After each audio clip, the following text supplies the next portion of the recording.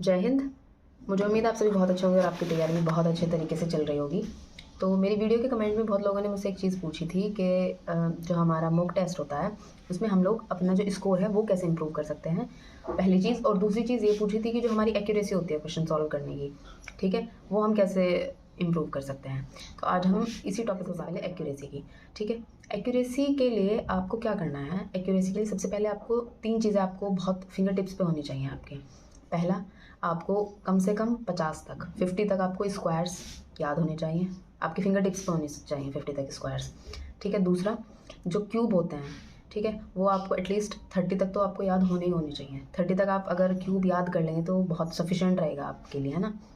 और तीसरी चीज़ ये है कि जो टेबल होते हैं पहाड़े, वो आप कम से कम 25 से 30 के बीच में आप याद कर लीजिए, जितनी आपको लगता है आप कर सकते हैं।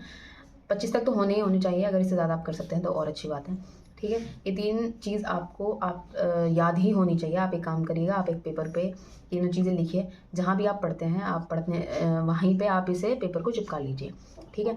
डेली जब भी आप सुबह पढ़ने बैठेंगे, आपको पढ़ने बैठते ही सबसे पहले आपको ये तीनों चीज़ें रिवाइज़ करनी है। जब आप डेली इन्हें रिवाइज़ करेंगे तो ये ऑटोमेटिकली आपको बिल्कुल आपके माइंड में सेट हो जाएंगे, ठीक है।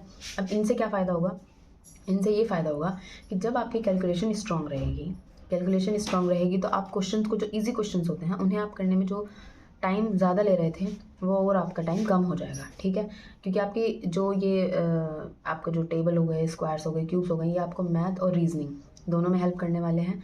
और इसमें जब आप कैलकुलेशन आपकी इम्प्रूव होगी, स्पीड आपकी कैलकुलेटिव जो क्वेश्चन है उसमें आपकी स्पीड इम्प्रूव होगी, तो कहीं ना कहीं आप उसमें जो समय ज़्यादा पहले लगा रहे थे वो समय अब आप कम लगाएंगे, ठीक है। तो जो समय आपके पास अब बचेगा वो समय अब आप जो ट्रिकी क्वेश्चंस होते हैं उन पे लगाएंगे, ठीक है। और जब आप ज़्यादा समय लेंगे एक क्वेश्चन को करने के लिए तो आप बहुत शांत दिमाग से उस क्वेश्चन को कर पाएंगे, और वहाँ पे आपकी जो गलती करने की जो गुंजाइश होगी वो काफ़ी हद तक कम हो जाएगी, ठीक है। पहली चीज़ ये हो गई कि आपको ये तीनों चीज़ें याद होनी चाहिए। 30 तक आप क्यूब्स याद कर लीजिए, 25 से 30 तक ही आपके टेबल याद होनी चाहिए आपको, और 50 तक आपको स्क्वायर्स याद होने चाहिए, ठीक है। अब हम बात करते हैं दूसरी, वो है कि जो हम आपका जो भी आपने अपने नोट्स बना रखे हैं, ठीक है। अब ऐसा होता है हर चैप्टर में एक कंसेप्ट, हर क्वेश्चन का एक अलग कंसेप्ट होता है, मतलब हर चैप्टर का जैसे हम परसेंटेज भी करने जाएंगे तो उसमें भी आपके अलग अलग टाइप होते हैं, ठीक है। आप हर टाइप का जो भी क्वेश्चन होंगे आप उन्हें जितना ज़्यादा हो सके पर डे आप रिवीजन कीजिए, चैप्टर वाइज रिवीजन कीजिए, या फिर पूरा कंसेप्ट जितने भी आपने लिखे हैं उन सब का आप जितना ज़्यादा हो सके रिवीजन कीजिए। मैं ये कहूँगी रिवीजन और प्रीवियस ईयर, ये आप पिलर मान सकते हैं अपनी एक्यूरेसी और अपना मॉक में जो आपका स्कोर है उसे इम्प्रूव करने के लिए। क्योंकि जितना ज़्यादा आप प्रैक्टिस करेंगे, जितना आप ज़्यादा रिवीजन करेंगे, उतना ज़्यादा चीज़ें आपके फिंगर टिप्स पे होंगी, उतना ज़्यादा आप चीज़ें बिल्कुल दिमाग में सेट हो जाएंगी। तो जब आप क्वेश्चन अटैम्प्ट करेंगे आपको पहले ही पता होगा कि ये क्वेश्चन मुझे इसमें किस तरह का लॉजिक लगाना है, मुझे किस तरह से इस क्वेश्चन को सॉल्व करना है, ठीक है। आपको पढ़ते ही, जब आप क्वेश्चन की लाइन नहीं पढ़ ही रहे होंगे क्वेश्चन को, तभी आपके माइंड में ये चीज़ें आ जाएंगी कि मुझे इस क्वेश्चन में किस डायरेक्शन में जाना है, ठीक है। तो आप अपने नोट्स का रिवीजन कीजिए, जितने भी कंसेप्ट हैं जितनी बार आप कर सकते हैं आप उतनी बार उन्हें रिवाइज़ कीजिए। तीसरा, ये कि जितना प्रीवियस ईयर आप लगा सकते हैं। अब जैसे यूपीएससी 2025 में ये आया है, तो आपको क्या करना है, आपको 2021 में जितनी शिफ्ट हुई हैं, ठीक है, आप कोई शिफ्ट मत छोड़िएगा, सभी शिफ्ट के प्रीवियस ईयर्स लगाइए, सभी शिफ्ट का मॉक टेस्ट आप एक या प्लेटफॉर्म पे आप खत्म कर चुके हैं, मान लो आप किसी भी प्लेटफॉर्म पे आप टेस्ट लगा रहे हैं, आप उस पर खत्म कर चुके हैं अपने सारे टेस्ट, आप किसी दूसरे प्लेटफॉर्म पे जाइए, मॉक आपको ज़्यादा से ज़्यादा लगाइए। जितने प्रीवियस ईयर आप ज़्यादा से ज़्यादा लगा पाएंगे उतनी ज़्यादा आपकी एक्यूरेसी इंप्रूव होगी, ठीक है। नंबर 4 वो यही है कि आप ज़्यादा से ज़्यादा मॉक लगाएंगे, ज़्यादा से ज़्यादा आप क्वेश्चन रिपीट होंगे आपके सामने, ज़्यादा से ज़्यादा कंसेप्ट्स रिपीट होंगे, तो ऑटोमेटिकली चीज़ें आपके माइंड में सेट हो जाएंगी, ठीक है। ये तो रहा हमारा एक्यूरेसी की बात। अब हम बात करते हैं आपके ये मॉक टेस्ट की, मॉक में इम्प्रूव कैसे करें मैं इसको। देखिए, जो मैं करती थी मैं आपको वो चीज़ बताने वाली हूँ।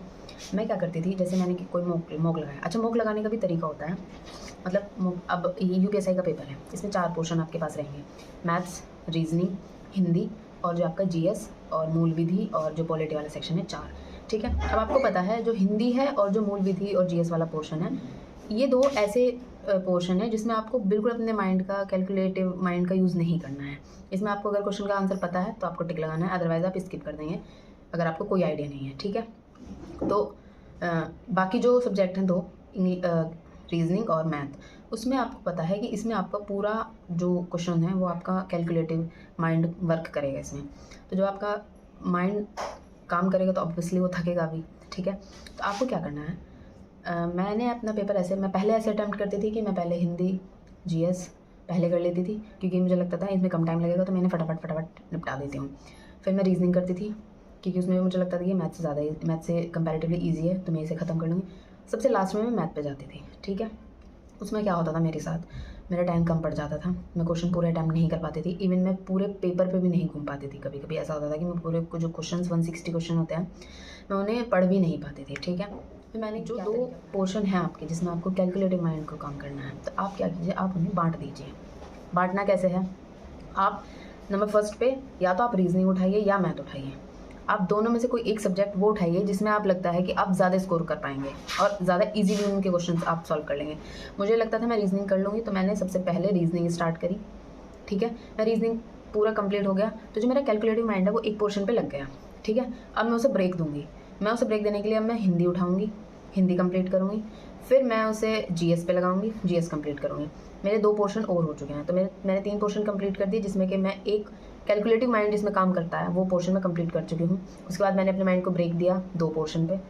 अब मैं 4th पोर्शन अपना मैथ का उठाऊंगी, जिसमें मेरा फिर से कैलकुलेटिव माइंड काम करेगा। तो क्योंकि मुझे मेरे माइंड को ब्रेक ऑलरेडी मिल चुका है, तो फिर से अपनी उसी एनर्जी के साथ, उसी स्पीड के साथ काम करेगा, ठीक है। और उसमें मुझे एक फ़ायदा और में ये मिला था कि इस टेक्निक से मैं अपने पूरे 160 क्वेश्चंस पे पूरा घूम भी जाती थी, जितने क्वेश्चन मुझे आते थे। हाँ, क्वेश्चन पे आपको अटकना नहीं है। अगर आपको लग रहा है 10 से 15 सेकंड 10 सेकंड तक क्वेश्चन आपने पढ़ा और 10 सेकंड के अंदर अगर आपको समझ आ गया बिल्कुल कि क्वेश्चन किस मेथड से होना है, तो आप क्वेश्चन पे काम करिए, अदरवाइज तुरंत स्किप करके निकल जाइए। आपको बिल्कुल टाइम वेस्ट नहीं करना है 1 सेकंड का भी, ठीक है। तो मैं पूरा पेपर पे घूम गई थी, जब मैंने ये मेथड अप्लाई करा मैं पूरा पेपर पे घूम जाती थी।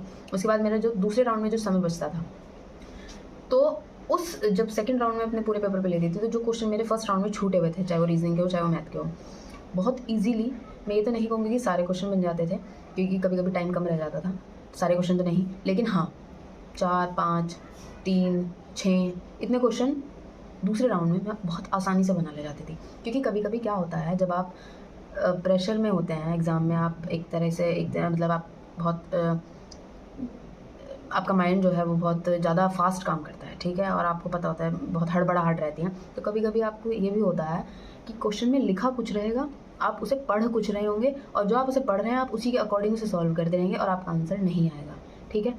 तो जब आप उस चीज़ को बहुत शांत दिमाग से दोबारा आप उस पर आएंगे, आप बहुत शांत दिमाग से उस चीज़ को पढ़ेंगे, क्योंकि उस समय आपको ये पता होगा कि अब मेरा इतने % जो पेपर है वो हो चुका है, अब मुझे जो करना है वो बचे हुए पेपर पे काम करना है। और इस ये जो कुछ बचे हुए हैं ये मेरे अब एक्स्ट्रा, यानी कि मेरी पॉजिटिव उसमें जाएंगे, ठीक है, कि ये मेरा अब वो कहते हैं ना कि इतने मार्क्स मैं अचीव कर चुकी हूँ, अब ये मुझे अब एक्स्ट्रा वो मिलने वाला है, ठीक है, फ़ायदा।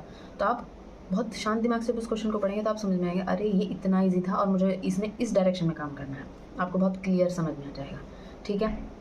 दूसरा आपको क्या करना है, जब आप मॉक देते हैं, ठीक है, आपने मॉक लगा लिया पूरा, अब आप उसका एनालिसिस करेंगे।